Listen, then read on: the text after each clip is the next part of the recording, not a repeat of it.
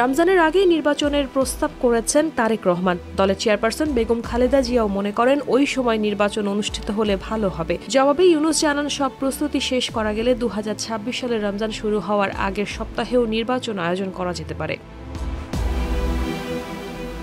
এদিকে 13 জুলাই দুপুরে বিএনপির ভারপ্রাপ্ত চেয়ারপারসন জনাব তারেক রহমান লন্ডনে সফররত প্রধান উপদেষ্টার সঙ্গে বৈঠক করেন। বৈঠকে তারেক রহমান প্রধান উপদেষ্টার কাছে 2026 সালের রমজানের আগেই নির্বাচন আয়োজনের জন্য প্রস্তাব করেন।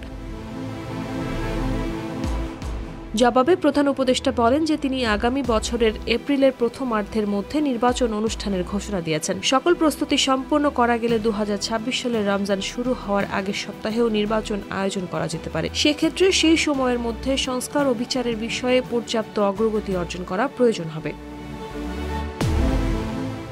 জনাব তারেক রহমান প্রধান উপদেষ্টার এই অবস্থানকে স্বাগত জানান এবং দলের পক্ষ থেকে তাকে ধন্যবাদ জ্ঞাপন করেন। প্রধান উপদেষ্টাও জনাব তারেক রহমানকে ফলপ্রসূ আলোচনার জন্য ধন্যবাদ জানান। অত্যন্ত সৌহার্দ্যমূলক পরিবেশে তাদের মধ্যে 1.5 ঘণ্টা স্থায়ী এই বৈঠক অনুষ্ঠিত হয়।